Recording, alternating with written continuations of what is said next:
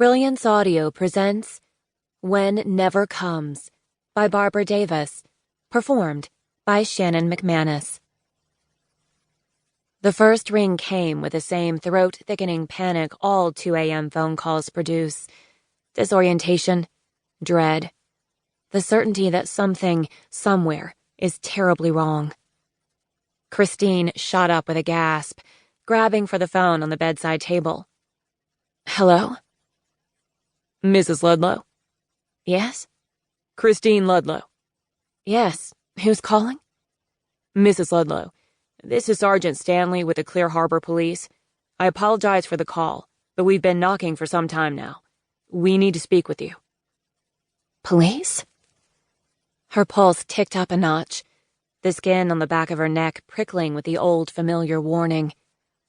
What's happened? What's wrong? The voice on the other end of the phone was polite, but strained. We'd prefer to speak in person. A moment later, she was pulling back the front door, staring at 2 uniformed police officers. What is it? Why are you here? I'm afraid it's your husband, ma'am. There's been an accident. His car skidded off a bridge and into Echo Bay. Christine's chest seemed to seize. Where is he? Is he all right? What hospital have they taken him to?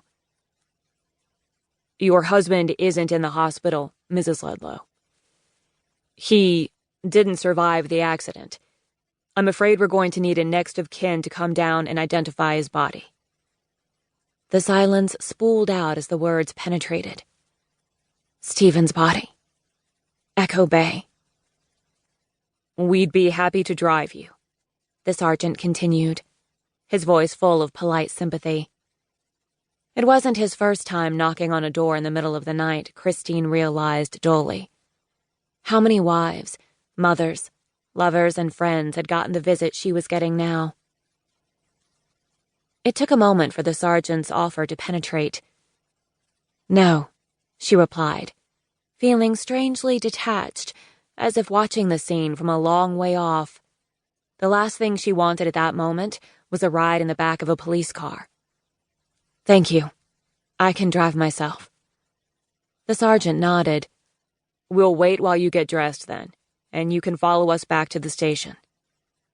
Christine nodded, trying to wrap her head around what had happened, and the reality of what came next. Best-selling crime novelist Stephen Ludlow was dead, and she needed to go identify his body. But first, she needed to get dressed.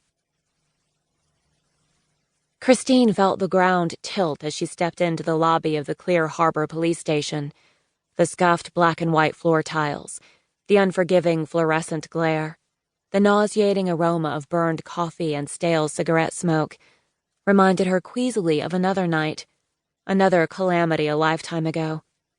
She shook it off. Deal with the calamity in front of you. If life had taught her anything, it had taught her that. Sergeant Stanley stepped away to speak to the officer at the front desk, then turned back with an awkward smile and pointed to a row of blue plastic chairs along the wall. You can have a seat if you like. We've called to have someone escort you down. Moments later, the stainless steel elevator doors opened. Christine was startled to see a familiar figure step into the lobby. Daniel Connolly had been, a close friend of Stephen's, a drinking companion and a regular at his Friday night card games. But he was a homicide detective, and Stephen had died in a car accident. What was he doing here at 3 a.m? Christine. He took both her hands in his. They were hot and slightly sticky. I'm so sorry. When they realized it was Stephen, they called me. They thought it might be easier if I was here to explain things. She frowned. Explain things? It was an odd way to put it. A cold, blunt way.